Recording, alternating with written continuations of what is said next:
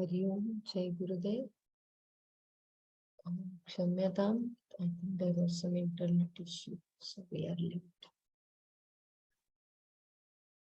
Om.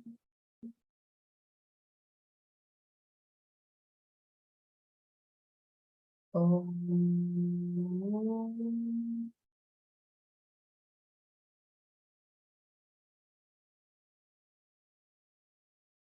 Om.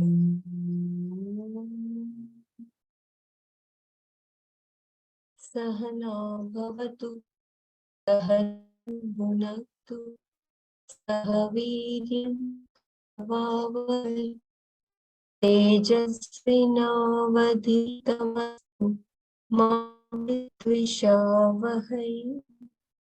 Om Shanti, Shanti, Shanti. Narayanam namaskrityam naram chaiva narottamam devim saraswatim vyasam tato jayamudiraye. Hari Om, Jai Gurudev. On my screen, there is continuous message, internet is unstable. Are you able to see my screen and my voice? Are you able to hear? Yes, yes. Yes. The voice is not breaking, right? No, it's stable. Okay. धन्यवाद.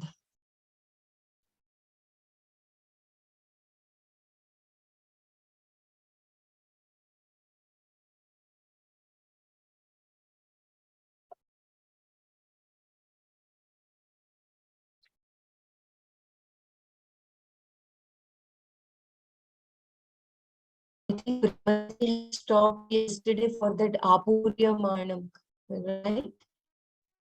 That shloka here.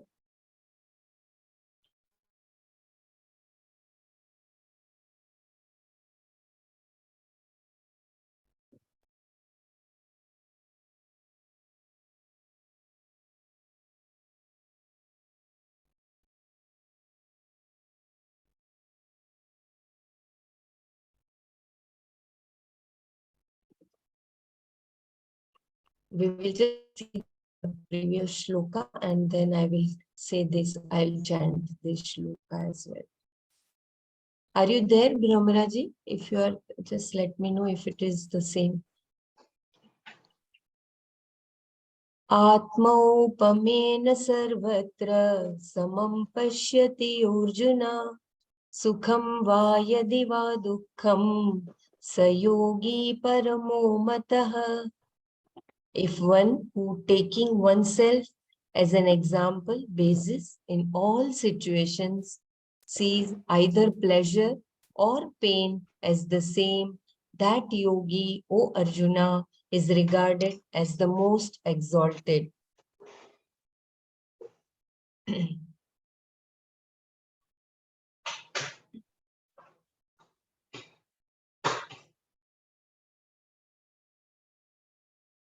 So the one who sees who is Samadarshi, he will be able to, he is called real yogi.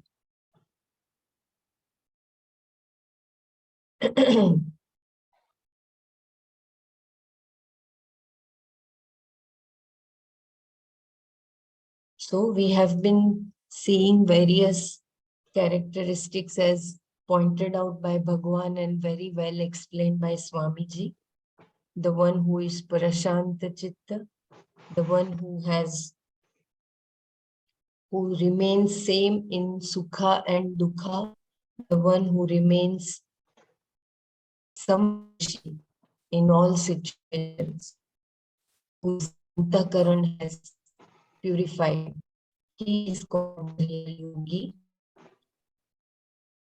This is a beautiful shloka from the second chapter of Gita.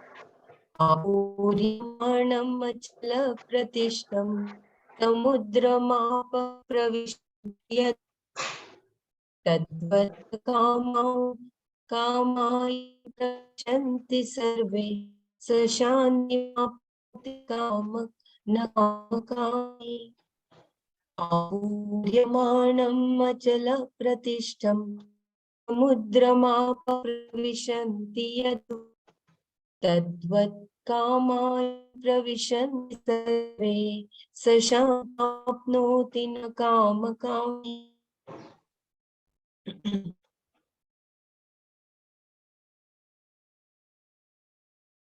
Apamana means fullness, that completely filled from all sides like the ocean, samudra.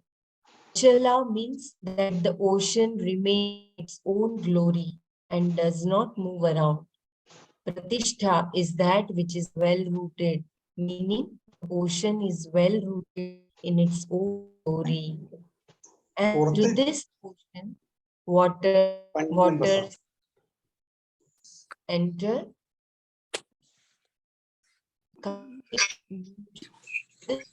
If by mistake you are unmuted, please mute yourself. And to this ocean, waters enter, apa pravishan, from different directions. Is the ocean affected by this event? Does the ocean cease? No. And waters enter for a time because of drought, etc. Oceanness also does not decrease. Oceans do not die, nor do they overflow. Such situations simply do not occur.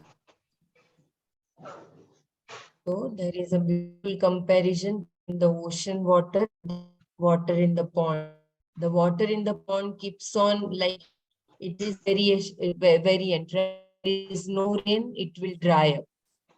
Same thing with the person who is dependent on the situation. So kindly mute yourself.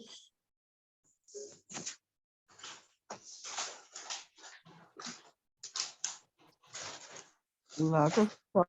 I don't know what.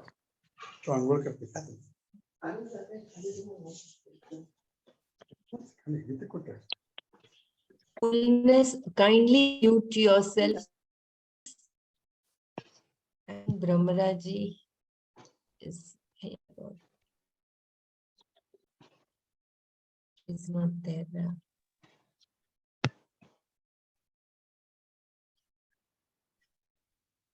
The host is not there. Kindly mute yourself as you admit your into Zoom. Kindly mute yourself. Fullness depends on thing. The example is a good one in terms of the fullness, that is the nature of Atma. The example holds water in other words. Whether the waters enter or do not enter, the ocean always remains the same. It is always oceanness because oceanness does not depend upon any other source of water to be ocean. Similarly, here the yogi, a wise person who is Ananta, does not depend for his or her fullness upon a given situation. Whatever happens, sukha or dukha, the person sees them both equally. Therefore, he or she remains tranquil. Sashantim apnoti. Whatever objects, kamas, enter from whatever direction through the gates of the five sense organs, they do not disturb the person at all, just as the ocean is not disturbed by the waters. Whereas the person who is a desirer of various objects, kama kami, who is dependent upon their presence or absence for his or her happiness, is like to a pond. If too much water comes in the form of rain or floods, you don't find the pond at all. If there is no rain, it dries up altogether. Similarly, the kama kami is like a yo-yo. If something desirable comes along, he or she goes up, and if it's something undesirable, the person goes down. However, for the yogi, here there is no yo-yo because he or she remains with me, the self alone. Whatever the tragedy, even if it meets the classical orthodox definition of a genuine tragedy, the person remains the same. This is the yogi Krishna is discussing here in keeping with the previous verse.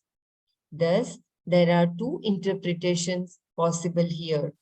The yogi remains the same in any situation, whether it be sukha or dukkha.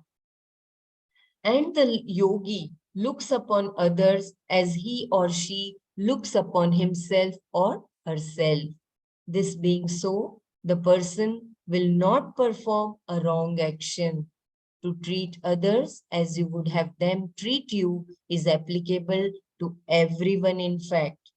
Every human being is supposed to live this way. What to talk of a yogi? So Swamiji has beautifully described here the person who is a real yogi. He looks upon all situations as same. For him, he doesn't get too much excited if it is sukha, neither he gets too much disappointed if there is dukkha. And as well as he sees everyone as same as his or her own self, Samadarshi. So I think once the antahkaran has become pure, the meditation occurs. And as Gurudev rightly points out, that for wonderful meditation, you need to have a single pointedness of your mind. And for Samadarshita, you need to have the Sarva Bhutastha. You need to see that same Chaitanya in everything around you. Then I think there will be the real yoga, and that person is the real you, who will be the same, whose heart is like sympathetic with everyone. It is not that I, me, and myself, limited to only I and myself. It is some other for everything around him or her. So here Swamiji has rightly concluded that every human being is supposed to live this way. What to talk of a yogi? So what beautiful way to say, Swamiji, that we all must live in this way, Samadarshita. In our heart, we should feel the same pain, same joy as others are feeling. To hurt others is to be hurt in the process. No one can hurt another without getting hurt in the process, even though it may sometimes seem to be otherwise. Good morning. We, Swimming we classes have started for kiddie babies. kindly mute yourself, please.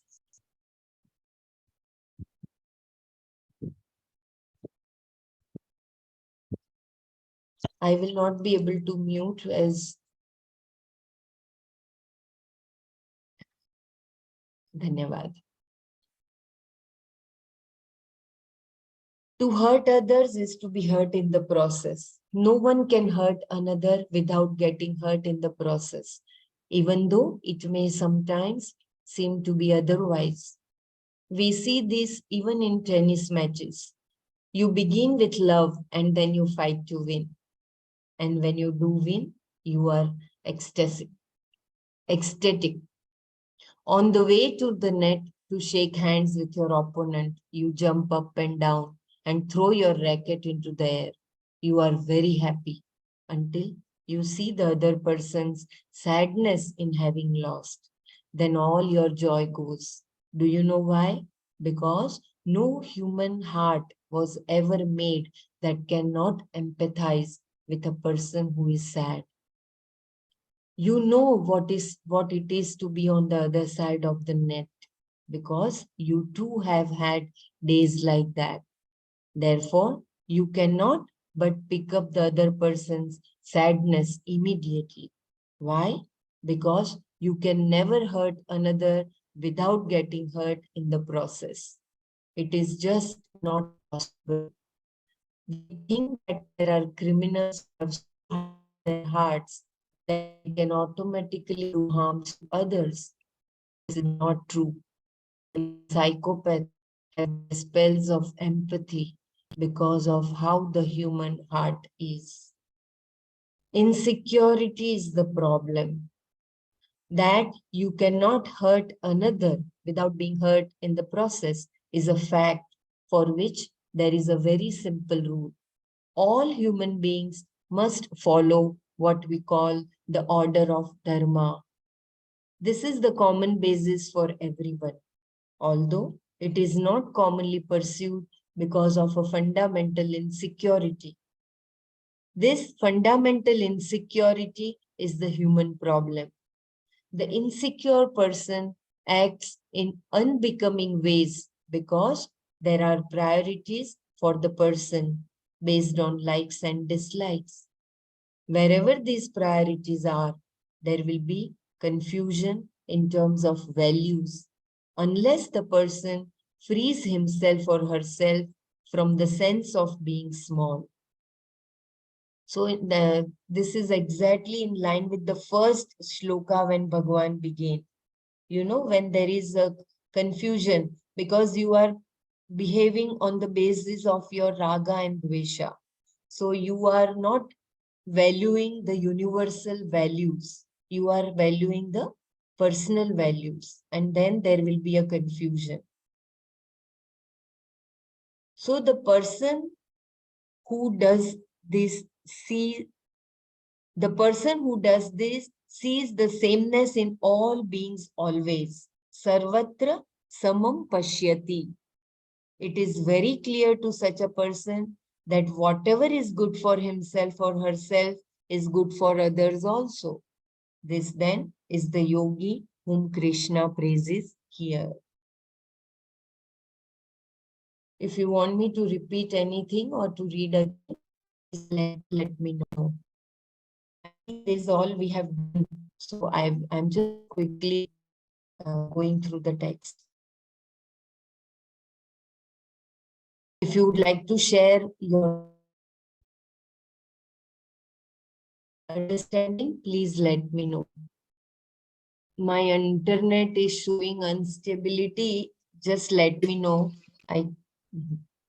Even a mature person who tries to follow dharma will breach it now and again because some priority or other will always be there.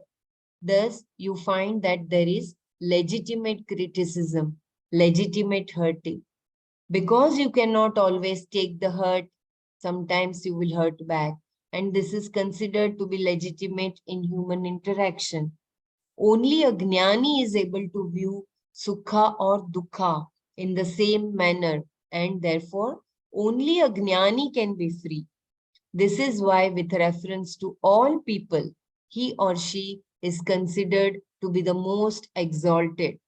Sa yogi paramo mataha. Thus, we have these two ways of looking at the verse. The first in keeping with the Shastra and the other in terms of the behavior. One refers to the vision of the person and the other is expression in one's interaction. This much having been said, the topic of Dhyana Yoga, meditation, contemplation is complete. In fact, Krishna has actually covered the topic twice in two different ways. Thinking that he had done a good job, Krishna may have sat back a bit. Seeing that Krishna had finished, Arjuna thinks it is a good time to ask a question and does so in the next two verses. These verses make the nature of Arjuna's problem very clear. So here beautifully Bhagwan has already explained yogi, the one who has prashant mana, the one who has chitta naishchalya, that is the shuddha antakaran, the one who is samadarshi, the one who remains same in all situations, whether it is sukha or dukkha. He is the real yogi and he remains with me and I remain with him. Because he has that feeling of abundance, the feeling of purnatva. He doesn't feel lack of anything. Anyone would like to share before we proceed to Arjuna's question?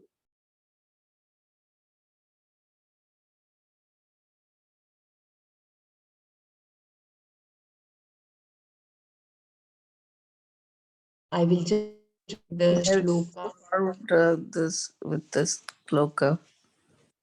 I'm sorry. We can go forward with the sloka, right? You want to do that or? Okay.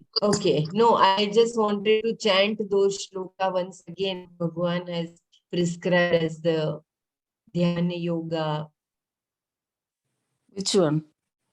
To begin with the, I think 31st, 32nd, as Nanaji had also suggested, that this shloka you should by heart and you should remember it as like Sarvabhuta Sthitam Yoma Bhajatyekatvamasthitah Sarvatha Vartamanopi Sayogi Mayi Vartate.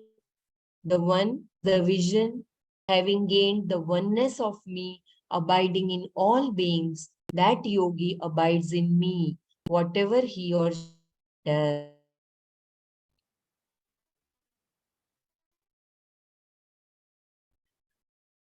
आत्मौपम्येन सर्वत्र समं पश्यति योऽर्जुन सुखं वा यदि वा दुःखं स योगी परमो मतः. Even taking oneself as an example basis in all situations sees either pleasure or pain as the same. That yogi, O Arjuna, is regarded most exalted.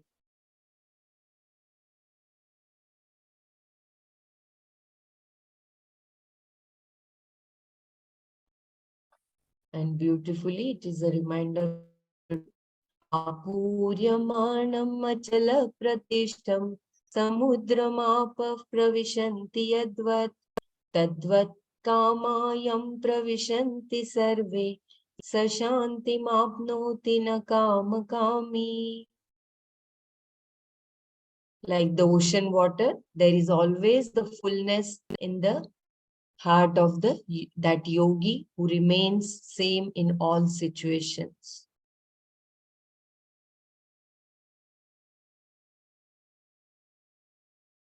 So we will go to the next verse, which is Arjuna Vacha. Arjuna Vacha Yoyam Yogastvaya Proktaha Samyena Madhusudana Etasyaham na pashyami Chanchalatvat Sthitim Sthiram. Arjuna Uvacha said, Madhusudana, O slayer of Madhu, that is Krishna, Tvaya, by you, Samyena, as sameness, Yaha ayam yogaha, this yoga, Proktaha, which was talked about, Etasya, of this, Sthiram, steady, Sthitim, state, vision, Chanchalatvat, due to agitation, Aham, I, na pashyami, do not see. Arjuna uvacha, Madhusudana, Tvaya samyena, yah ayam yogaha, proktaha, etasya sthiram sthitim, chanchalatvat aham, na pashyami. Arjuna said, this yoga that you have talked about as sameness, O Krishna, I do not see its steady vision due to agitation. So innocently Arjuna is asking. Here, I will just repeat once again the interpretation. This Arjuna said, this yoga that you have talked about as sameness, O Krishna, I do not see its steady vision due to agitation. So there was agitation in Arjuna's mind, so he was not able to see that Samadarshita. Here Arjuna presents his problem, saying that this vision of sameness Krishna had just talked about was not as simple as it seemed, given the condition of his own mind. He describes his mind as agitated. In fact, later, he is going to say agitation is mind. Because of this agitation, do not think that there is any such thing as a steady vision of sameness. And even if there were, it would be very difficult to deal with mind in order to gain such a vision. Arjuna presents a problem that everyone can identify with, one that is very common for anyone who has a mind. What Krishna had taught thus far seemed to have gone into Arjuna's head, but still he has a very valid doubt. For him, the whole team seems to boil down to two things: the mind that is composed and proper receptacle for knowledge, and the knowledge had to be clear. This clarity could perhaps be gained even by proper inquiry, etc. if the mind were composed and steady. Therefore, Arjuna's question relates to the means for making the mind steady. So he doesn't have doubt about Bhagwan's teaching, but he says, because my mind is agitated, I'm not able to see this, the knowledge, what you, the Samadarshita, the sameness, the vision, what Bhagwan is describing. He finds his mind very turbulent. He also says that it has its own roots. This proves that what is considered to be modern psychology can also be found in the Gita.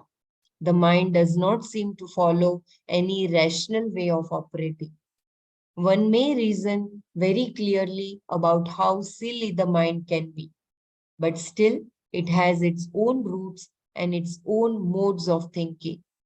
Therefore, Arjuna is asking, in a sense, whether there is a means, upaya, for making his mind steady enough to gain the knowledge. How does one gain the mind that can gain the vision? Introducing Arjuna's question, Shankara indicates that the yoga Krishna has been discussing thus far, that is, seeing the sameness in everything, has the status of being difficult to gain. Seeing that it is thus difficult to gain, yathoktasya samyak darshana lakshanasya yogasya dukkha sampadyatam alakshya. Kshamyatam, if my pronunciation is not correct. Arjuna wants to know the ways and means of gaining a mind that will easily assimilate this knowledge. That which is common in everything, the truth of everything, is called Samyak Darshan or Atma Darshan, the vision of the sameness that is Brahman, that is Atma. Because this vision is gained through the mind, Arjuna wants to know how to gain that particular frame of mind through which the knowledge could be gained. Arjuna addresses Krishna as Madhusudana, meaning the destroyer of Madhu, the name of a particular demon Krishna had slain. Madhu also means honey and is another name for the ego, ahankara in Sanskrit. Everyone loves his or her own ego and wants to fatten it up, it seems. As a teacher, then Krishna was capable of destroying the ahankara, the false ego, with right knowledge. That is why Arjuna addresses him as Madhusudana. So rightly Arjuna is addressing Guna as Madhusudan, who is the killer of Ahankara. Arjuna wants Your Krishna voice to is know. breaking, uh, Bella. Yeah, Jeep. if anyone can read, I can share the screen. If anyone would like to read, because continuously the message is coming, my internet is unstable. Yeah. Okay. Do you want me to read it? I will read it. Yeah, please go ahead. If you want me to the previous page, if it was too much. Yeah. Okay. You want Yeah, to go even I am also ready to share for 10 minutes. No problem. read it? Okay.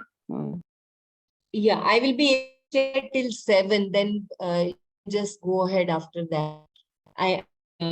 Dubai time 7 till 8:30 India time for another half an hour, 25 minutes to be very precise.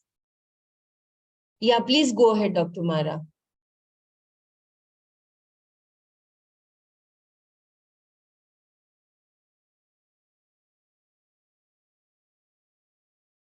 I think she is on mute or what?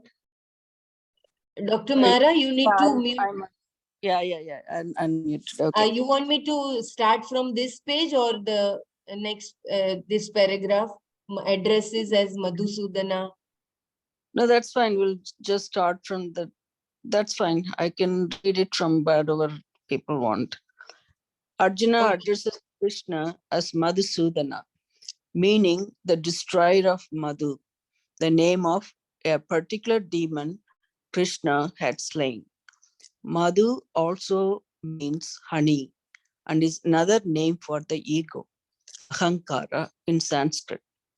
Everyone loves his or her own ego and wants to fatten it up, it seems. As a teacher, then Krishna was capable of destroying the ahankara, the false ego, with the right knowledge. That is why Arjuna addresses him as Madhusudana here. Okay. So anybody want to say anything about Madhusudana, that you got the meaning, right? Arjuna wants Krishna to know that he does not think he could have this abiding vision of sameness. Occasionally, he might gain a little insight, but he knows that his mind does not remain steady for very long. Not only does Arjuna not see how this vision could remain steady, but he also knows the reason. It is because his mind is always in a state of agitation, sanchalavat. Because his mind was always in this state, he does not see the possibility of an abiding vision. The mind seems to have its own logic, its own roots, and even though he might gain some knowledge, and that knowledge seems to have its own quarters with no connection between the two. Naturally, then Arjuna wants to know what could be done about this. Further, Arjuna says, Sanchalam he manaha Krishna pramati balavat dridam tasyaham nigraham manye vayoreva shudushkritam shudushkram shudushkaram. That okay? Yes, Bella, yes, very nice. Very well. Very nice. But wonderful, Dr. Myra. Please go ahead. Krishna, oh Krishna, he, as we all know, manaha, mind. Sanchalam is agitated. Pramati, tyrant. Balavat, strong. Dridam, well rooted. Aham, I. Tasya, of it. Nigraham, control. Vayuhu iva, Vayuhu iva, like the wind. Oh, like the wind. Sudushkaram, too difficult, impossible to do. Too difficult to do, that's impossible. Manye, think. As we all know, Krishna, the mind is agitation. As we all know, Krishna, the mind is agitation, a strong, well-rooted tyrant. I think of it as impossible to control as the wind. Using a rather long compound, Shankara defines Krishna here as Bhakta Jana Papadi, Bhakta Jana Papadi Dosha Akarshanaha, one who removes Akarshati, all the limitations, dosha, such as sins, etc., etc. Papadi of people who are his devotees, Bhakta Janas. This then is the why the Lord is called Krishna in the Gita. So we read about the meaning for Madhusudana and now it's for Krishna. Bhakta Jana Papadi Dosha Akarshana, one who removes all the limitations. The words Pramati, Balavat, and Drida are attributes of the mind that Arjuna talks about.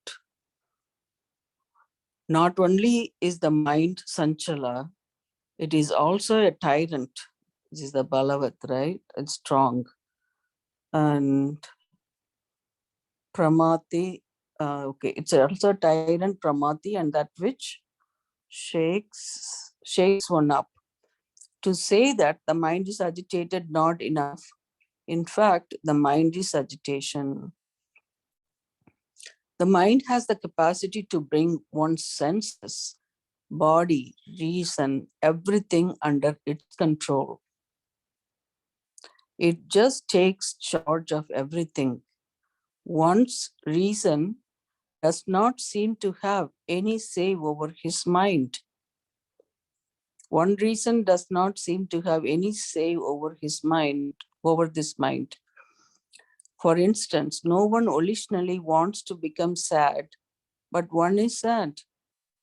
No one wants to be angry, but one is angry.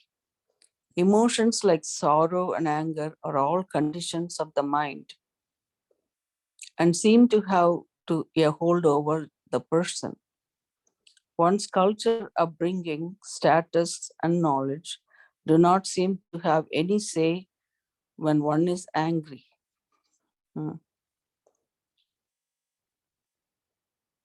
So, anyone want to say anything about this one? No one volitionally wants to become sad. So, nobody wants to become sad or angry by themselves.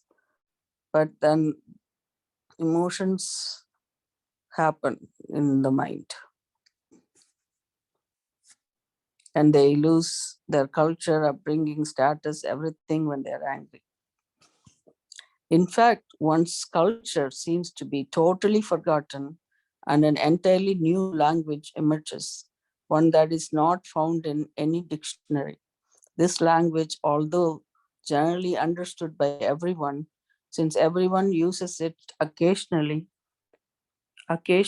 is usually kept suppressed. What language is that? Culture implies language, but when a person becomes angry and uses such unbecoming, unexpected language, the person's culture is gone, no matter how refined and cultured, no matter how manicured and pedicured. All the culture the person has ever cultivated is nowhere to be seen in moments of anger. So when the anger comes, everything thrown out. The person's knowledge is not available at such times. Everyone knows very well that sadness does not produce a desirable result. The sadder one is, the more problem one has. When no one has solved any problem through sorrow. This is all very clear. Yeah, in this Arjuna Vishada Yoga is not solving anything, right? This is very clear, very rational. As Krishna himself had said, and he first began his dialogue with Arjuna saying, you grieve for those who should not be grieved for, and yet you speak words of wisdom. Asosyan anvasochastvam pragnavadan cha basashe. Bhashase, bhashase. Bhashase. Yeah, this is that sloka. Everyone knows this, and other people tell you also. But sadness seems to be something that does not take your permission. If it did, you would definitely not give it. Who wants to be sad? Only when permission is sought is there a question of you granting it or not. So sadness implies a certain type of thinking. Sadness means there is a particular type of thinking going on. Without thinking, you cannot be sad. Sadness is not like hunger, thirst, or sleep. Without thinking, you become hungry.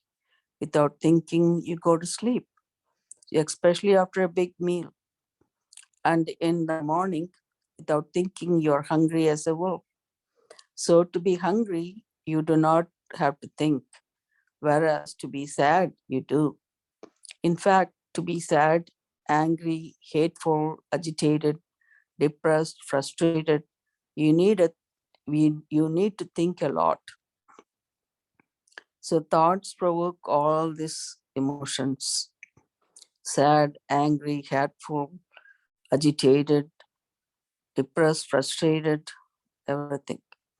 Mind is very much present. Mind is very much present, but at the same time, it does not take your permission. It implies two people here: one who is cultured, highly educated, highly sophisticated, and very considerate, and whose language, style, demeanor, and decorum are quite different from the other person, the angry person. This person seems to have a parallel life, occupying the same mind and the same place, but this person seems to have, I'm going to scroll up. Mhm. Hello. Oh, yeah. Where did I go? Oh, Yeah, this is the last line. The yeah, person but seems this to person have. seems to have, yeah. Okay. His or her own roots and definitely seems to be in charge. And when this person takes charge, everything is gone. Mm. This is what is called Pramatin here, a tyrant that can disturb and take control of the body, mind, senses, everything. So Pramatin is the tyrant, the meaning. So that takes over body, mind, senses, everything. One may now ask, if it takes charge like this, why not take control of it with some other greater force? After all, if someone wants to control you, you can also control that person. All you require is to reinforce yourself properly with enough weapons, enough strength. Then you can regain control. But this kind of reinforcement does not work here. Whatever strength I manage to muster for myself to control this pramatin is not adequate. The other always seems to be stronger.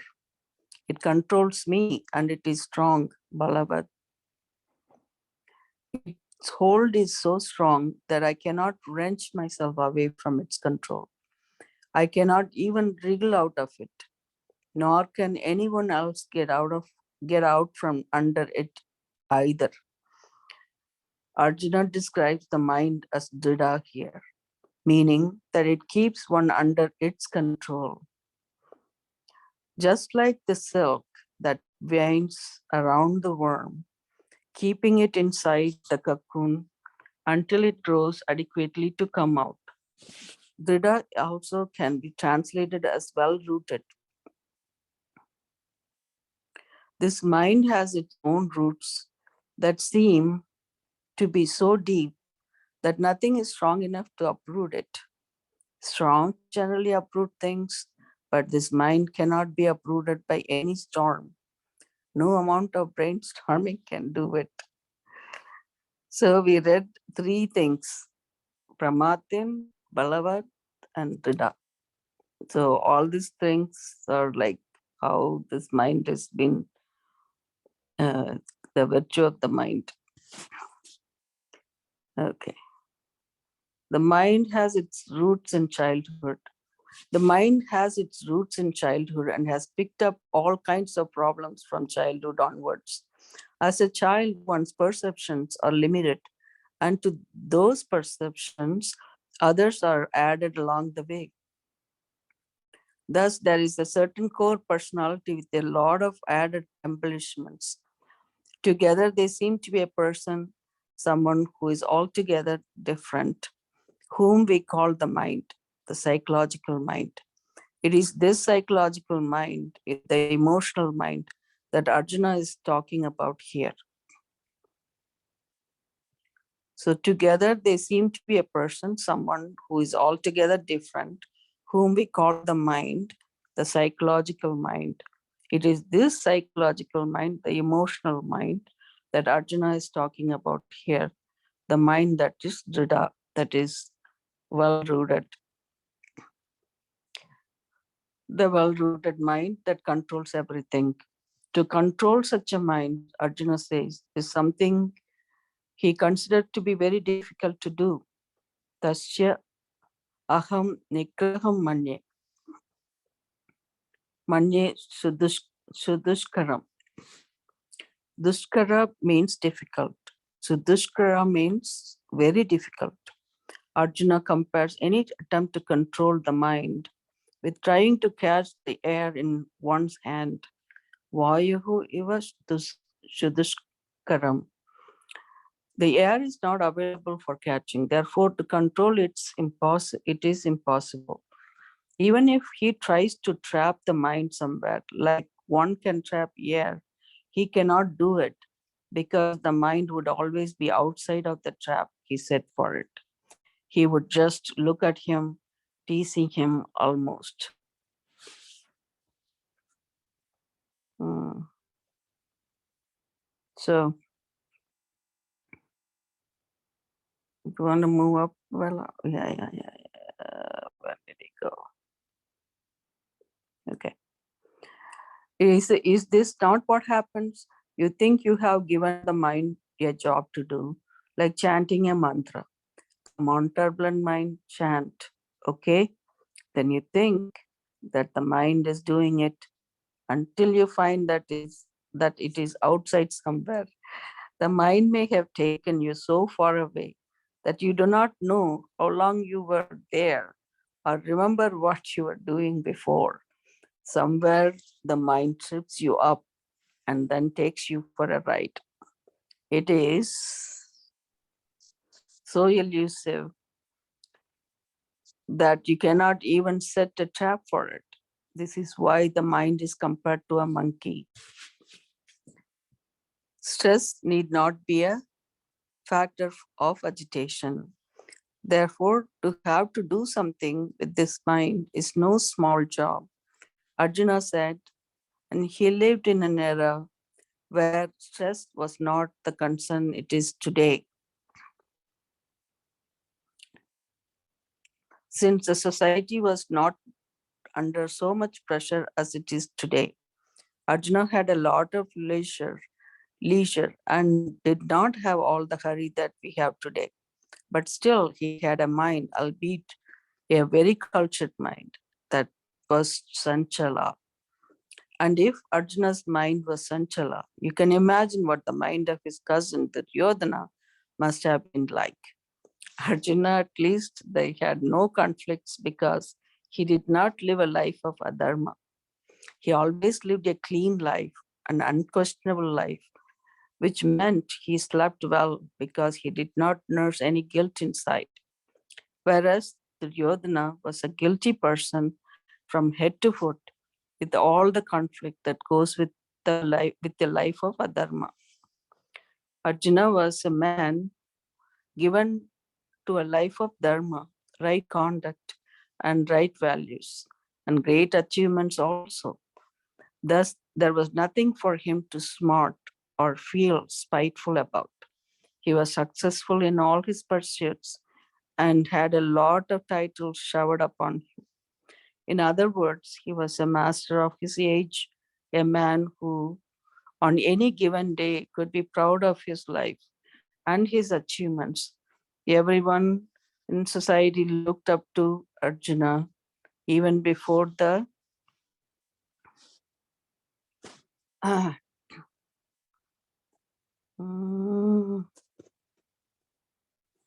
you're scrolling up. Yeah. Where did we read? even before spiteful about, he was successful in all his pursuits. Even before the great war of Mahabharata took place. He was a versatile person, a man of music, dance, archery, and other disciplines of knowledge. He was a great warrior and also a prince. But even with all these qualifications, Arjuna's mind was Chanchala. So here, this topic was about that stress is not a reason for this agitation, mind's agitation. Even people who have all the good things in their life can be have agitation. Arjuna's problem is universal. If Arjuna's mind was nothing but agitation, what about those minds given to the modern phenomenon called stress? If something happens in Iran and having read about it in the morning paper, you're already upset before you even have your shower. Anyone living in today's world where the input is so much can identify with Arjuna's problem and ask the same question. The problem is very well known, as Shankara also confirms. In Arjuna's time, the question was relevant. In Shankara's time, it was relevant. And today, it is relevant. In fact, the nature of the mind being what it is, it will always be relevant. Therefore, one has to know the ways of mind by paying attention to it. Therefore, one has to know the ways of the mind by paying attention to it and gain a certain mastery. In the next verse, Krishna answers Arjuna's question about how to manage the mind. So, you want to summarize here, Bella or Balaji? Sanchalam. Yeah, Do you have time still, or should we? yeah, as everyone thinks, since this is just we are revising. Revising. Yes, yes.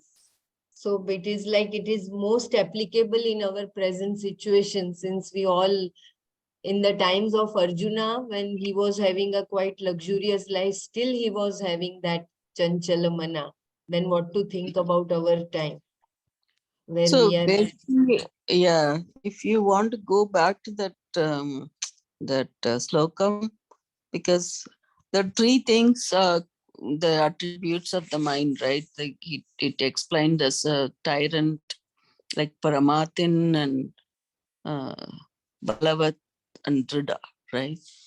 So he's saying how to get the mastery over the mind rather than controlling the mind, looks like.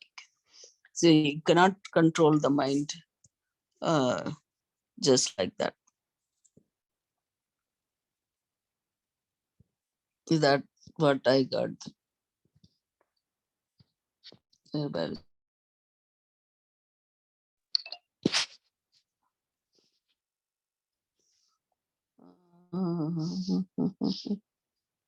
Yeah. Sanchalam himanaha Krishna pramati balavat ridam tasyaham nigraham manye vayureva sudushkaram. So it's like the vayu that you cannot catch the wind in your hand. It's very difficult to control the mind, he says. Nigraham.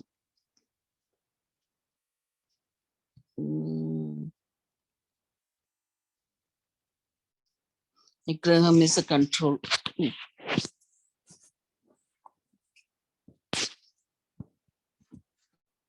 But in the end, he says, therefore, there was one line that in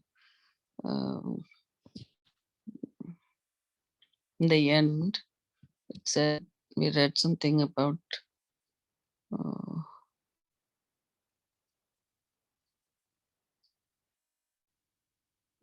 Arjuna problem is universal. Yeah.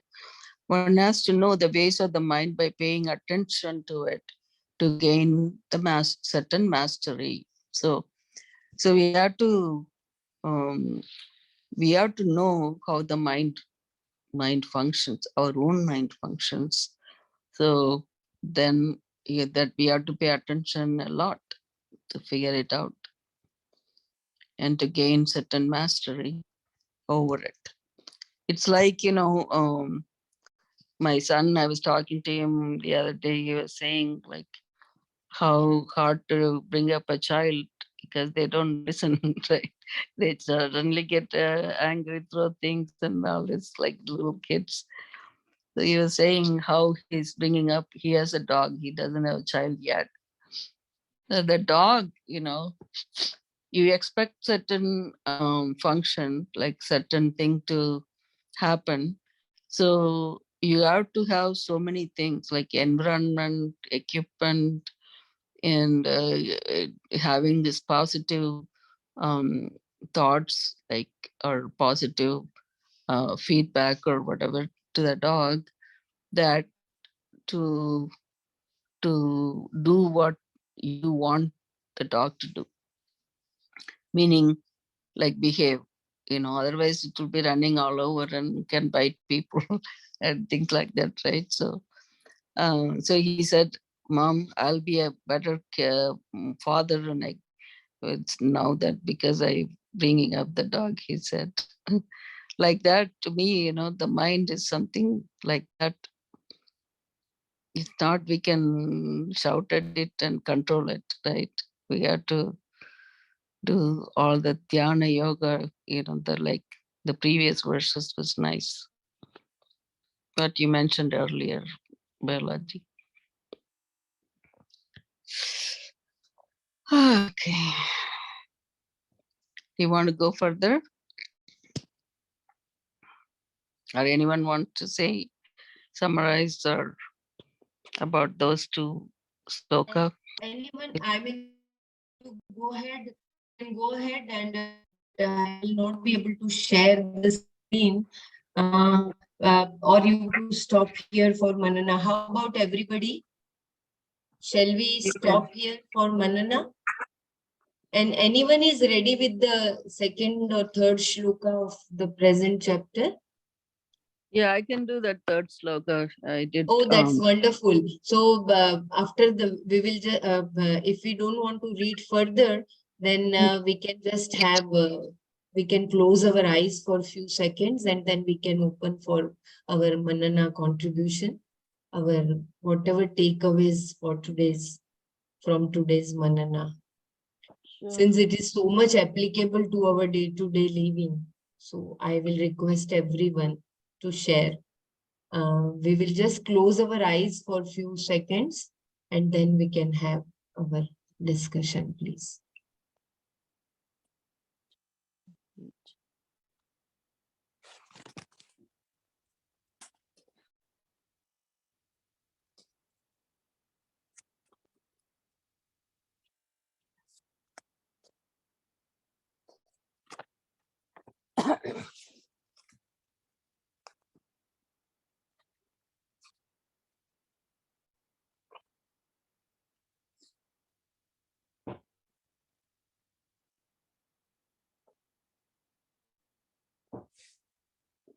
Jai Gurudev.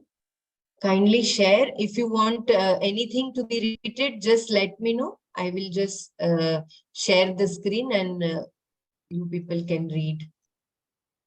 Kindly share your takeaways. Arjuna has very innocently questioned Bhagavan that you are saying a wonderful knowledge, but right now I am not able to receive it since my mind is agitated.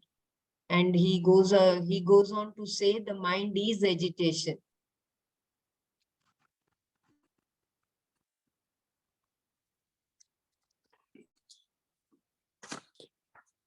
Although yeah, please go ahead. Oh, there is two things. I mean, I know we kind of you summarized it how we said, but two things about how he mentions about Madhusudana, that first sloka, Yoyam Yogatavya Proktaha Samyena Madhusudana. So like how Madhusudana slayed of that demon Madhu. He says he slays that Ahankara, and what was that about? He mentioned. Yeah. We went forward. Yeah, you slay the Agankara, right? And then so that the mind is even to receive the knowledge. Oh yeah. Where is Yeah, another beautifully. Swami has beautifully described the meaning of Yeah. Krishna and Madhusudana. Yeah, even though Please that's go the ahead. meaning about it, like mother is honey and that the ego, I mean, that part, but he mentioned about how that is a slayer of that ahankara and bring our getting this mind under control. The same way about the Krishna, the next sloka where he says Krishna, Sanchalam ke Managa Krishna. So Krishna here, that I kind of don't remember the whole that word, but basically it said he removed the limitations. Yeah, here is the shloka, Dr. Mara. Yeah, the sloka is there, but there was another word, the meaning for Krishna. Yeah, Bhakta Jana Papadi. Yeah, Bhakta Jana Papadi Dosha Akarshana. So he one who removes Akarshati, all the limitations in dosha such as sins, etc. Papadi of people, all the papas who are his devotees, Bhakta Janas.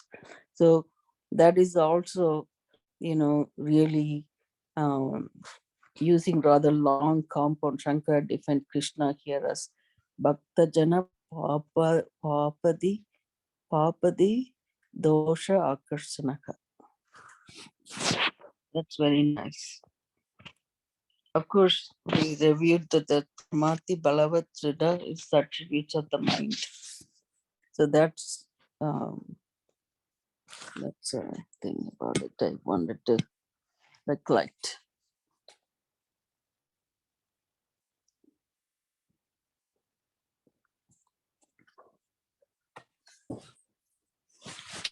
Um, uh, Everyone, please share. Dr. Mara, if you want me to share the second, you are doing third shloka, right?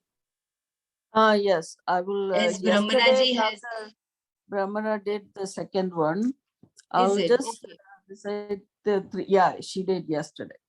Yeah, so we Second. will, if you want me to share the screen, since she has said that you read the shloka Yeah, and the Pratipadartha as well. So please let me know when you, by the yeah, end yeah. of the, I'm yeah, okay with it. You go yeah, ahead. Yeah.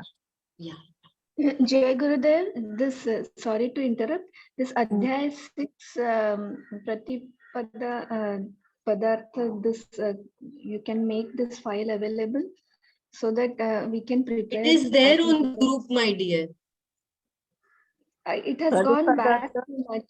Can you bring it in the front, like once again, please? Sorry. For Yeah, this Jai Gurudev, sloka, I'll the second post one. the PDF one more time in the group. Thank you. Bella, if you have to leave, I'll share screen, Bella. Not an issue. Yeah, Dhanyavad, But Brahmaraji. Dhanyavad. okay. Yeah, yeah.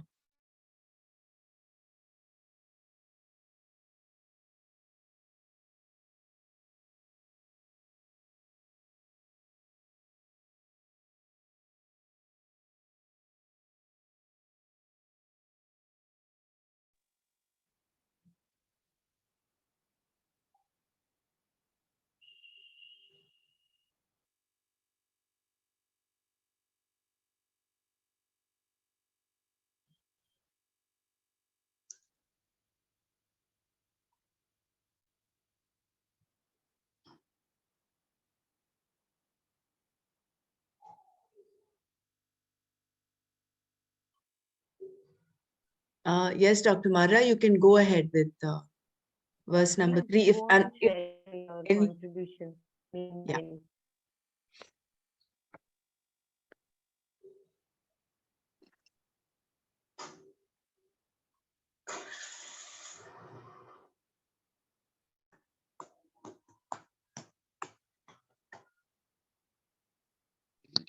Okay, I'll do it. If I make anything, it'll help me.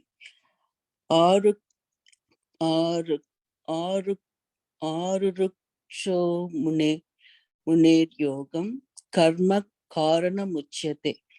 Yoga ruda, yoga rudasya tais tasaiva samaha karana muchyate. Can you sing it one time? Yeah, I kind yeah, of lost this thing. no problem. Mhm. आरुरुक्षोर्मुनेर्योगं कर्म कारणमुच्यते योगारूढस्य तस्यैव शमः कारणमुच्यते.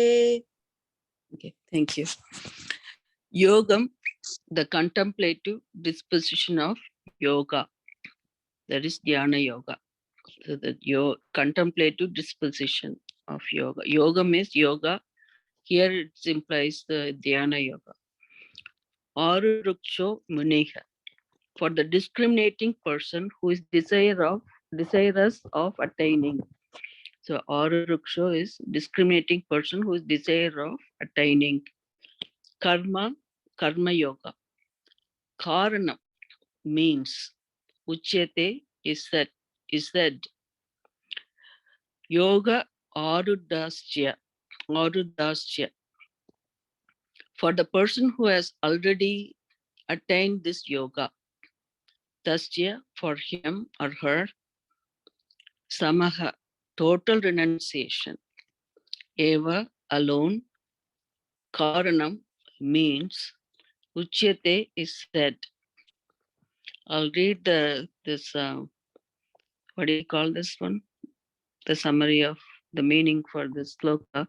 For the discriminating person wishing to attain the contemplative disposition of, okay, let me read it. For the discriminating person wishing to attain yoga, that's a dhyana yoga. Karma yoga is said to be the means. For the person who has already attained this yoga, total renunciation is alone said to be the means of for him or her.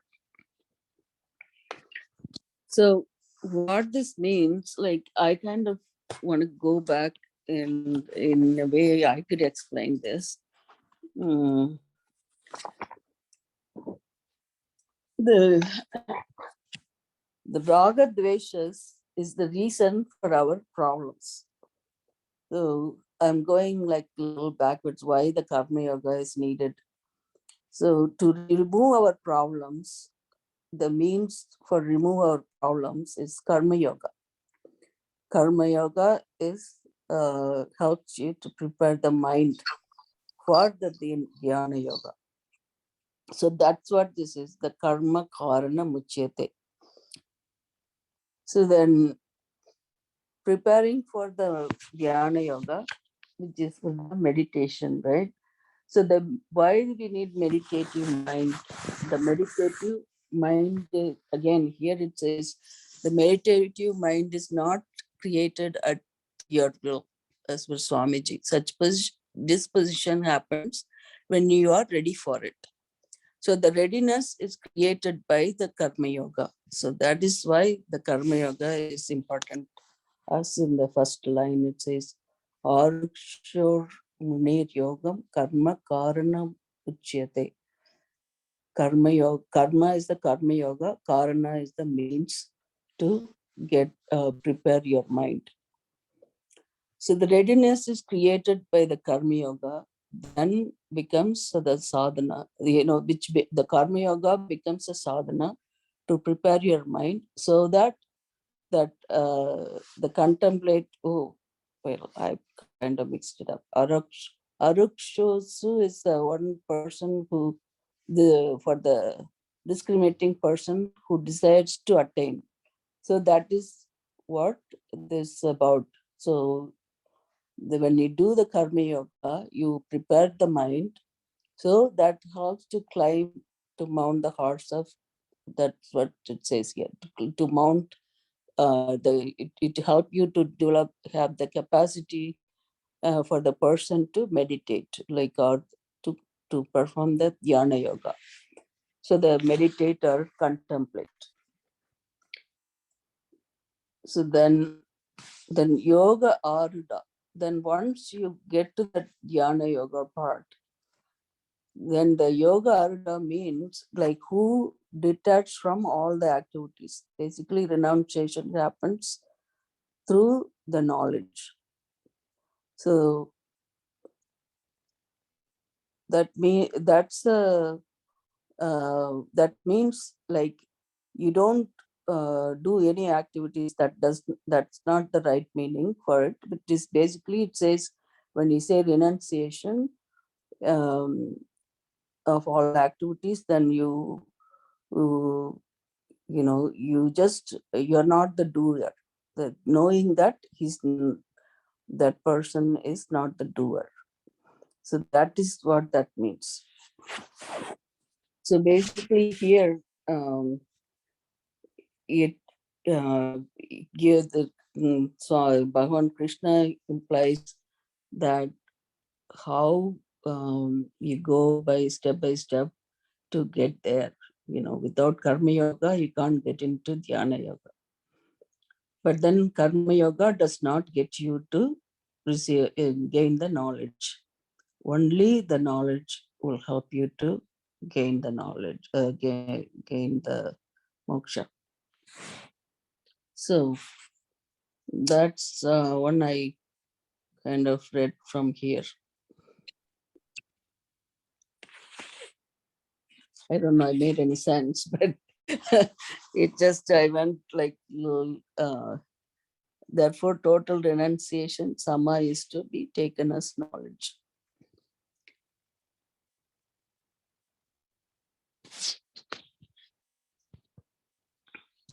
No, you've done it very well, Dr. Mara. Now, Yeah, I'm very just trying to put it this in a context, like, but then that's when you go back the sloka, the yoga, let's, second line is what? Yoga ruda, right? Yoga Ruda. Yeah. Yoga rudascha tasyiva samakarana uchyate. So for yoga ruda, what was the tasya means? Tasya means for him. Okay, for him. So yoga ruda is for him that everything is samaha, means total renunciation. Yeah, total renunciation. So that's when he attains the knowledge. But then when he say total renunciation, that he's not the doer. That's another key thing to remember about it.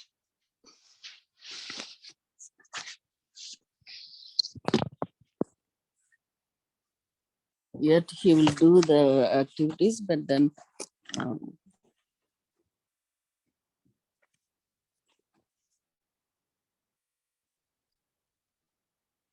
This verse actually sinks in very well with what was read today. I could join only a bit late today.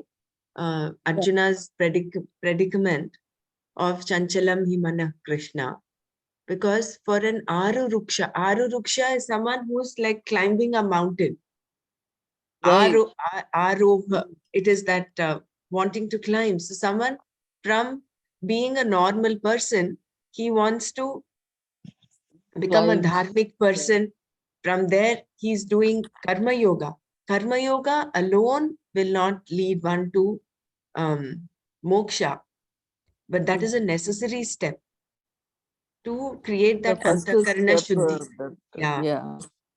because you have to You give have, up your raga dveshas. Otherwise, you sit for dhyana yoga, all yeah. your raga dveshas will create those uh, the agitation in your mind, and there is no dhyana yoga that happens.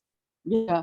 So that's where I kind of went like a flow diagram in my mind, but then better way to say it, we have to ask ourselves why we do karma yoga, why we do dhyana yoga, why Right. we do this like that. Mm. Then the reason for doing karma yoga is there is this problem reason, like all these things happens in your mind. It's due to the raga dveshas. The problem arises in the mind in the first place is because of the raga dveshas. So if to remove that, that you do karma yoga. Then what is karma yoga? That is like you yesterday you mentioned, right? Like you're neutralizing, you do it like with equanimity, that whatever it is to be done with the equanimity.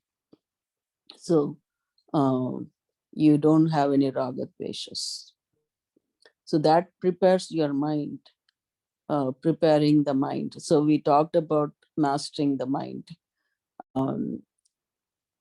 in the last two slokas, where we how Arjuna's saying it, and then the previous slokas already Krishna mentions all those things, right? Or we read it already, all those three slokas. That's why we know what he said about that,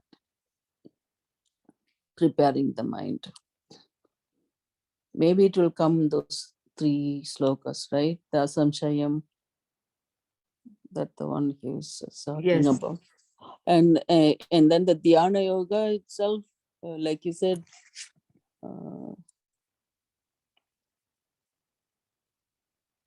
yeah, when it will be ready for when you are ready for contemplation is once we are doing all the karmas with the equanimity, our mind is prepared for that. When you contemplate, then you are able to get the knowledge. Going back, thank you so much, Dr. Mara, for so beautifully describing the chapter, the shloka number 3. Going back to number 2, it is actually such a powerful shloka for all of us as to what is a karma yogi. A person who becomes a karma yogi has given up all sankalpas, all desires, as in the desire to earn money, to enhance the status. I'm just reading from the PDF. Yeah, yesterday you mentioned it. That's how I remembered Right. That's really nice. Thank you. Yeah. Yeah, the Maybe can first you two please slokas have a good connection to this, the third one. Yeah. Yeah. In fact, I want to just read the first and the second also, so that we have that nice connect between the. Yeah. I want to do that in the beginning, but then you focused on it. Say, okay, let me go through. That's a good idea, Dr. Mara. I Yeah. think next time from tomorrow, when we're doing, whoever's doing shloka number 4, we will just chant 1, 2, 3, and then go to the fourth one. The fourth That one. gives Yeah, it the is good frame. connected. Yeah. Yeah. Shri Bhagavanuvacha Anashritah karma phalam karyam karma karoti yaha sasannyasi cha yogi cha na niragnir na chakriyaha. The one who performs action that is to be done without depending on the result of action, he is also a sannyasi and a yogi, and not just the sannyasi who has renounced all fire rituals and who does not perform any other action. So here he is equating karma yogi also as a sannyasi, because he is giving up his raga dveshas. And that is important, that bahiranga sadhana. Karma yoga is the bahiranga sadhana, whereas dhyana yoga is the antaranga sadhana. And unless the mind is purified, you cannot have dhyana yoga happening. You might be closing your eyes, but it is only mithyachara. It is like you're fooling yourself because you are bombarded with, like what Arjuna talks of today, asks, the mind is constantly agitated. How can I get this sameness? How can I get this stillness of the mind? So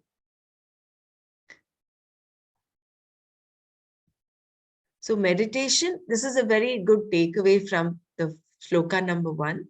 Meditation or dhyana yoga is for antahkarana naischalya, that is steadiness of the mind, and karma yoga is for antahkarana shuddhi. Unless there is antahkarana shuddhi, antahkarana naischalya does not happen. So that is why karma yoga is so important.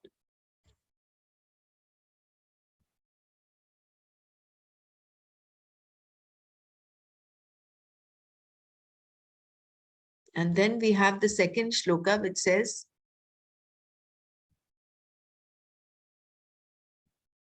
Yam sannyāsamiti prahuhu yogam tam vidhi pandava nahya sannyasta sankalpaha yogi bhavati kaschana. This is when they say, what they say as renunciation, know that to be karma yoga, O Pandava, because anyone who has not given up desires for limited results like heaven, etc., does not become a karma yogi. So here, although Krishna says give up sankalpas, no one can be without any desire. So ensuring that our desires are in line with dharma, what is to be done, and not because we want it to be done or we are averse to it, then living the life, that is living the life for karma yogi. And because both karma yogi and sannyasis both talk of giving up sankalpas, he equates the two over here. Yogi is also a sannyasi because he gives up his ragadveshas. Here the sankalpa means your desire. Is it? Desire. Yeah. Okay. So if only activities are given up and not the desires, not the sankalpas, then he does not become, he is neither a karma yogi nor a sannyasi. Not just that nani ragnir na chakriyaha. A sannyasi doesn't become a sannyasi because he just gives up nitya naimitika karmas and does not do any activity. It is sannyasa is a state of mind where it is out of knowledge that he is not the doer. He gives up activity, total renunciation of activities from this standpoint, from the standpoint that he is not a doer. That is a sannyasi. He is a sannyasi. Whereas a karma, by he reading continues it, to do they're his not going to become nitya karmas. Sorry, I could karma think. yogi or yeah. It's just one of those things, by doing, reading, what I understand now, I'm only in kindergarten, not even in garden up there. So, Dr. Mara, all of us are like that. That is so why we have to revisit this. No, for us, it is like it is important to read and go further. It is also important to kind of understand. That is why I think here we are all wanting to get a hang of what Bhagavan is actually trying to say, convey. yeah, like in the beginning, like remember we talked about so many times about, oh, we have so many cards, what are we gonna do and all this, right? I mean, for us to get there, like even that karma yoga part, we have to keep doing that nitya naimitika karma, um before then, it would be kind of hard to get to even just to narrowing it down to one devata and ishtadevata and things like that. I mean, at least in my head, so That's where, I mean, I'm not saying that we have to, how, uh, See, compared to, I understand what you're saying, compared to a person who's not doing his Nitya Naimitika karmas, who's not kind of praying every day to his whatever number of gods he has, compared to the person, a person who's doing all this is at least closer to this Purushartha of Mumukshutvam. He may not think of Mumukshutvam, he may not consider it. He's just doing all this to gain heaven. But at some point, as he's doing it, the question will arise in his mind, what is all this? What is God? What am I? So that is the trigger that puts him on the path of the Purushartha of Mumukshutva. And then he will go on inquiring. And then he will seek out a teacher, like we all have done. We all have a teacher, of course, but true seeking comes when that student within you is evoked, is is ignited. ready for it. Yeah. And So then one thing about the dhyana yoga, that I forgot to mention, it doesn't have to be coming at will. You can't go sit there and it will come to you like that. He mentioned. Basically, you have to prepare the mind. The mind has to be ready for it, for us to contemplate. So otherwise, even you can sit and do dhyana. Of course, it comes with the practice, but again, um, like what we read in the other slokas, like abhyasa and then vairagya. So here, this dhyana yoga, to happen, you have to happen when you're ready for it, it says. But then how we going to get ready is you have to get there by doing this karma yoga. That's where I felt like, okay, am I doing right thing here? Like right thing if we are doing like doing one devata and going deeper and deeper, you get there that way than doing several things. That was my question. Nanaji also said that, right? One time, he mentioned. Um, but then I don't know, I'm ready yet for that one person, one devata, like.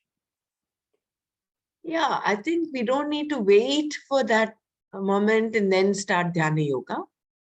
Like what Gurudev says, Sudarshan Kriya and dhyana and Sahaj, they complement one another. So when you do your Sudarshan Kriya, and then it automatically sets the stage for dhyana yoga to happen. All the rajas is settled and you're in that state of sattva, wherein that antakaran for that moment, the period soon after the Sudarshan Kriya is your mind is settled, and then dhyana happens. So you continue doing this, but at the same time, this person, when I was coming back to the train that I was talking about, where the person who starts inquiring, what is God, who am I, then when that student is ignited in him, when he seeks out a teacher, then he starts living and learning about karma yoga, what is karma yoga, and then unless he's done, a karma yogi alone will not just reach moksha, will not attain moksha.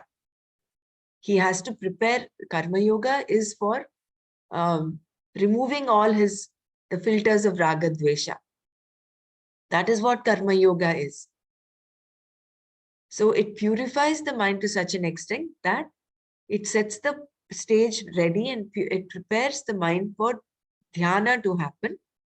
And that is why that arurukshor muner yogam, for a person who is still to get that yoga of dhyana yoga, karma yoga is an important necessary step. And yoga rudasya tasyaiva shamah karana uchyate. Once he's already attained that state of dhyana, he's come to that dhyana yoga, for him, total renunciation of all activities is the means. And this total renunciation is not just not doing nitya naimitika karma and sitting in a corner, not doing any activity. It is with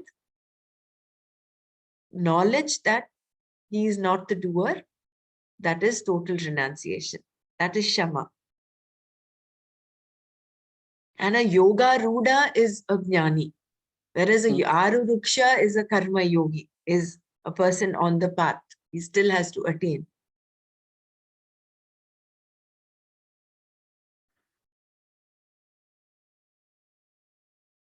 Right. Thank you. Yeah.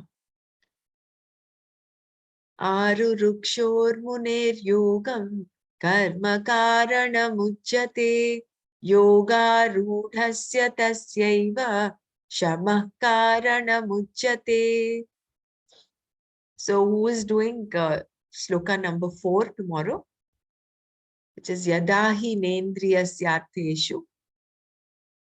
Yadahi All of nendriyartheshu. these are connected, this one Yeah. also.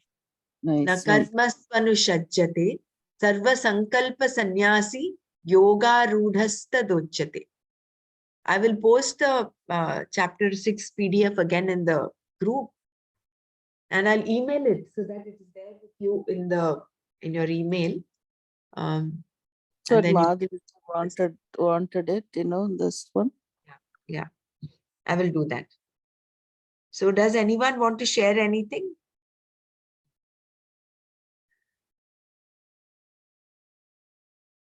I just recollected Nanaji's statement that when we said we were doing the reading for the third time, and he said 18 chapters in Gita. When you do it 18 times, then you may get some knowledge of the Gita into you. Which is true. Yes. It was so profound, it has stayed with me. Yeah, this is second time right now. And I mean, for this chapter, maybe we are doing it several times, I think. I don't know. Yeah, because see, Dhyana Yoga, like what Nana said, is a very important chapter because it talks of Yoga Shastra. It talks about what right, is, the means to get there, what we have to do. And that is where we stopped at, where Bhagwan talks about those 2-3 shlokas as to what to do. And then he goes on to describing the Atma, all the other chapters. So that is why we thought the decision to come back and re-revise and go in order when we're doing this Svadhyaya, each one describing and explaining one shloka, we'll go back and revisit. Yeah, very good. So shall Tomorrow we? I will do it, fourth one. I will try Fourth to. one, Madhuri. Very good. I really go totally blank, Brahmaraji.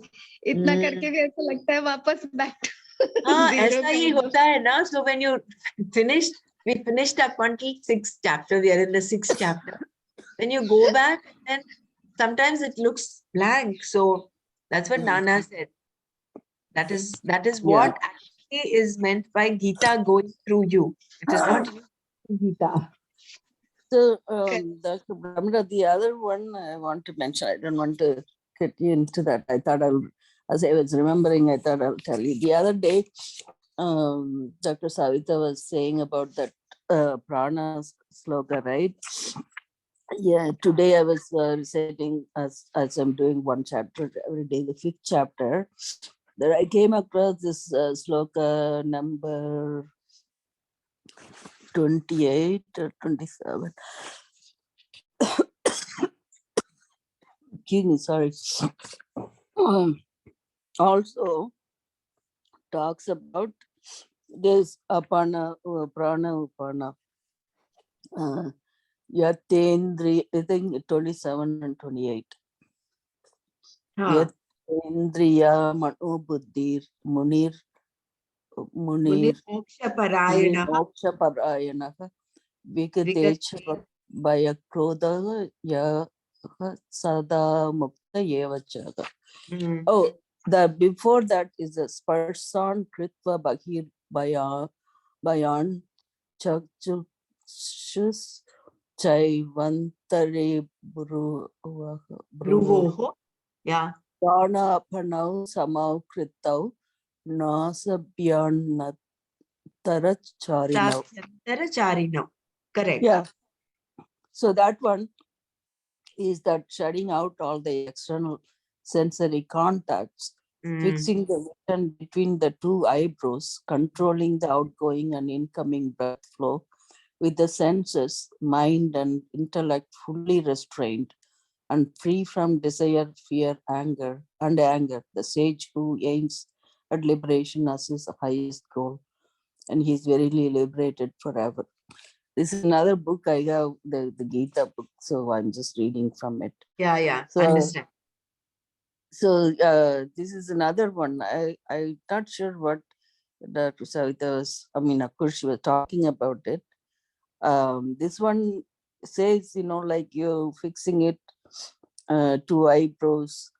The outgoing breath is, and the incoming breath. Is prana is called outgoing breath, and the apana is incoming, or the other way around? Prana. So in the other sloka, what we read, right? That the ones it says you incoming breath and outgoing breath. What was it? 27, 28, number chapter 4. That one you said 28, 29. Sorry, I'm trying to quickly see what that was. Apane juvati pranam prana apanam tatapare prana panagati rudva pranayama parayanaga. So in that one, also the breath control, sacrifice the outgoing breath into the incoming into the outgoing by restraining the movement of both. So I'm not sure, how you do that. Is that the one you're doing the way like we are doing, that you're taking in breath and holding it for 4 and then going out breath and holding it for 2? See, I think one thing is Nana said, don't look at any shloka in isolation. You look at it in the context of the whole Yeah. the teaching, That right? 2 So slokas. that is one. Here, what in chapter 4, it is as part of the different yajnas. There are different yajnas the Bhagwan was describing, no? He was Right. of The yajnas, you yeah, give Daiva away your senses, you give away all Yajna, that stuff. right. So different Yeah. kinds of yajna. So in that he says, even the yajna of doing pranayama also is a yajna where you offer in-breath to the out-breath and the out-breath to the in-breath. That is what you're doing when you're doing that pranayama. When you inhale, you're offering the inhalation to the out-breath, to the exhalation, and vice versa. That is what was considered also a yajna. See, other So yogis, like just a normal breathing is considered as a yajna. as long as you're aware of it and you're offering it as yajna, then it becomes a yajna. Otherwise, it is like any mechanical, we've taken our breath for granted. How many of us are actually aware of this act of breathing?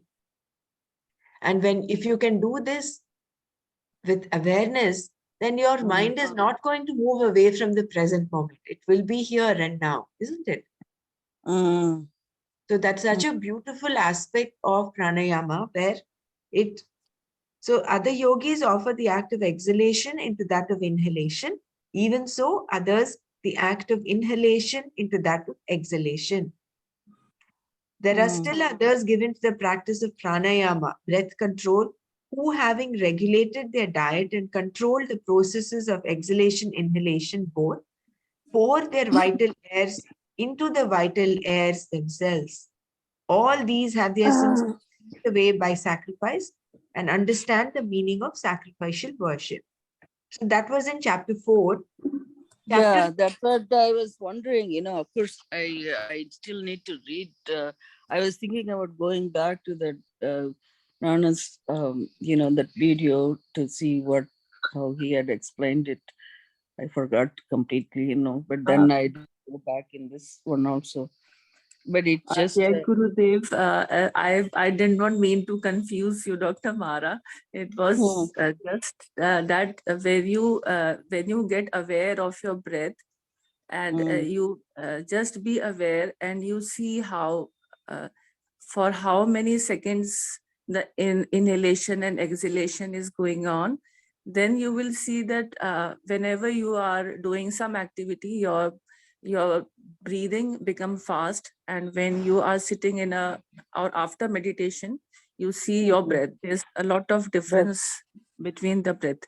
So what is the yogic breathing is that in 1 minute, what I read, I'm not, I don't want to confuse anyone, but what I read, it was the yogic breathing is that you take only 3 to 4 breaths in 1 minute. So that is the norm. The more less would be the inhalation exhalation in 1 minute, the more peaceful would be your mind, and it will you will go into meditation easily. That was the concept. And the mantra I associated was that, so that you become aware of your breath, because when you take the mantra, you break it into 2 parts, half in the inhalation and half in the exhalation. So that way you are being aware of your breath. And this way you, when whole day you are doing the ajap, you are chanting some mantra in your mind along with your breath. That way the control of japa, which we have read earlier in this chapter, it was that you become aware of your thoughts. No extra thought would be in your mind. Only when you are doing some work, the thought related to that work would come, and but in between that, the japa will continue. And when you associate it with your breath, that is, you take it with inhalation and exhalation, it will come with practice. Initially you will have to consciously make it, but like it will become an involuntary action after some time, after practice. So initially if you want to introduce it, that japa will help you to make the you make it like you will be aware of your breath, and the breath which you are taking, it is like it would be balanced way, like your inhalation and exhalation. Usually we have inhalation very long and very shallow exhalation. If you normally see your breath, inhalation is very long, exhalation is short. So that way also it helps in your physical for your physical well-being also. It helps in that way also. supposed to be But equal. yeah, Yeah, it's it is the so mantra hum. helps you to control the this thing. That, Inhalation and exhalation is so hum, no? That's what the ajapa jap. So yeah, any mantra, like if you can take any mantra. Sometimes you can, it's not that you break also, it's that you take whole mantra in inhalation once, and the second mantra you take in exhalation. You can do it either way. If you have the capacity of long inhalation to be taken, like in that inhalation you can take the whole mantra, it's very good. And in the next exhalation you take one mantra, that is very good. But if your capacity is not so much of the lungs, then you will have to break in between. But it's better you take the whole mantra in inhalation and one whole mantra in exhalation. So that You're way talking of Gayatri specifically, right? Or any yeah, Gayatri mantra, like I've been practicing this Gayatri from January only. Initially I was doing this Maha Mantra, but when I was reading this the I don't remember which it was mentioned. So I started, because I usually practice the Prakash meditation, the sun meditation. Like Mm. whenever I think of sun, it literally it like I feel its presence in my this Agya chakra. Yeah, like whatever as I sit and I visualize the sun, it literally dawns in my forehead. So it's such an attraction towards the sun that I've been practicing morning meditation. It's only the Prakash meditation, nothing more. Like it's only that the sun is entering whole of my body and I am sitting in the light. Uh, it it's been a daily practice for many years, and it maybe it's something like some thought came that I do the Gayatri mantra. So I started, and I'm not like I'm not perfect in doing myself also. I am still in my practice, but this is called the ajapa jap, which controls your thoughts and don't let your mind uh, get into negative things, or maybe extra thoughts which disturbs the mind, and it helps being steady. Yeah, very beautiful sharing, Dr. Savita. It's like instead of it being a traffic jam in your mind, it is Yeah. like there is only a single train of thought, whatever activity you're doing, or the japa is just going behind it as a background. Yeah, Beautiful. I'm still practicing it. Like it sometimes goes off, then I recollect it, and then again I reinforce. But still, I just started from January. But once you practice, it's already, it will become your breathing Yeah, will become but you know, focused, you right? hold when you Mm. are. It is said that when even that I am speaking to you, it will be going on. Practice would make it such to such an extent that even Mm. when talking or doing something, it will be moving in your breath simultaneously. You will not be. It will become involuntary. Like if you learn something, it becomes involuntary, and you will not have to force it. Initially you will have to practice it, but then it will become a natural uh, flow of this thing, breath with the jap. Mm. Yeah, very nice. Initially I was doing with the mala. I had the 27 bead mala which I was doing, but every now and then people used to they would say, what are you doing this, how will it help you? There were many questions, so But Gayatri mantra would be long enough. It wouldn't be, you would do it Yeah, with it's the a long. inspiration. Initially I was doing the Mm. Maha Mantra, the Hare Krishna, Krishna Krishna, Hare Hare. That mantra I was also long, but that I was practicing on a 27 bead mala, which I used to carry along, especially when you are going out a journey, you have nothing to do. So I don't uh, um, get me busy in a phone or these things. I simply take my jap mala and I used to do it. But somehow people used to always somebody or someone always used to pinpoint you that this is not to be done. This is though I it is not a pious thing. It is said that 108 beats wali you will have to sit on an asan and do, but it was of 27 beats that I was doing, and it would make my mind quite calm and peaceful, and whatever problems like what I had, like I had some incident in the past that literally shook my mind. Then I took this japa, this Maha Mantra, and that made me so steady within 6 months that I like things don't disturb me easily. Whatever the children may be doing or whatever in the house, whatever is happening, I take it as just as a prasada, and uh, I carry on with my whole work. It doesn't disturb me much. For a moment you have this, you are shaken by any whatever wrong is being done, but only for half an hour maybe, or 1 hour, not more than that. Then you again come back to your peaceful inner peace and you carry on. So that this experience I had when I practiced this mantra, it helped me a lot. This Maha Mantra. I did it only on the beads initially, but now I am practicing along with my breath, the Gayatri Mantra.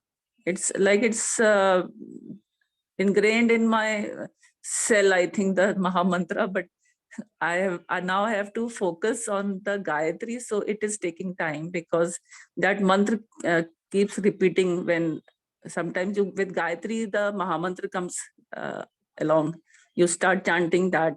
I don't know, but there's no one guiding me, but it's just a thought game. So the inquisitive mind, I think it's just that. But the mantra helps a lot. That I have my experience, because I came out within 6 months practicing that, and it was like it's a very overall, like it has an overall effect in your personality, on your outlook, on your inner strength, mental strength, physical strength, willpower, dhriti. It helps in everything. What I underwent, it helped me a lot in everything. That's why I keep on whenever I get this topic touched, I try that people also they get this habit of chanting any mantra, whichever you are easy with, or you have some east or anything. All mantra, they are all basically they are just the positive energies which touches your chakras, and they Yeah. work. Thank you so much, Dr. Savita. Yeah, thanks for clarification. That is beautiful sharing. So no wonder Krishna says, Yajnanam Japa Yajñosmi. Of all the yajnas, I'm Japa Yajna. And we'll see also in chapter 6, he has mentioned that Japa is what helps you train your mind. You can predict what next thought is coming. Otherwise, you have no control over what thoughts come up into your mind. Anyway, I think because today we have taken up a long time, but then it was wonderful sharing, Dr. Savita. Just to complete what Dr. Mara had said, maybe I'll just take a minute or so. In chapter 5, what Bhagwan is saying is he's actually he's introducing the practice of dhyana over there. He says, by focusing on your attention on the in-breath, and going to the eyebrow center, and then the out-breath, coming the exhalation, you have a say on your mind. There are no extraneous thoughts, like how Savita ji so beautifully explained how the practice of japa has helped her reduce the number of thoughts in her mind and have that stillness of the mind. So that is a prerequisite for dhyana to happen. So the pranayama will help. That is what the in-breath going to the center of the nose, right? the eyebrows, between the eyebrows, and then the out-breath coming out from there. So you focus on that. Okay. Yeah, that is what he was mentioning in chapter 5. Right. Okay. Got it. Yeah, That's why there are two different things, right? I mean, that other one is yagna part, and then this one is little different. Yeah, so that's what I want to clarify. Okay. Got it. Thanks. Yeah. Very good day. You can even, when you do Nadi Shodhana itself, I find this happening actually. Slow, deep breath, 9 rounds, enough for you to get into meditative, state. Is this indeed so? Yeah. Very true. Very true, Maltiji. Very nice.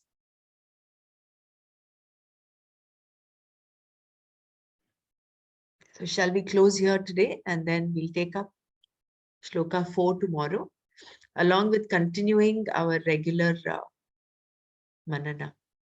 I think someone had asked what is Ekatattva Abhyasa. Maybe tomorrow we'll take that up. Something about Ekatattva Abhyasa. Yes, please. Yeah. Tomorrow I will take that 4th one. Please help me Yes. for that. Yes. Okay, Guru.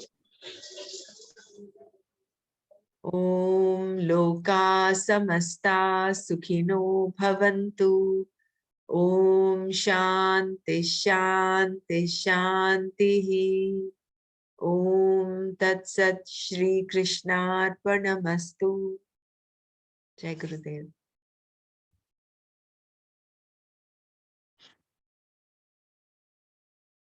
Very good, doctor.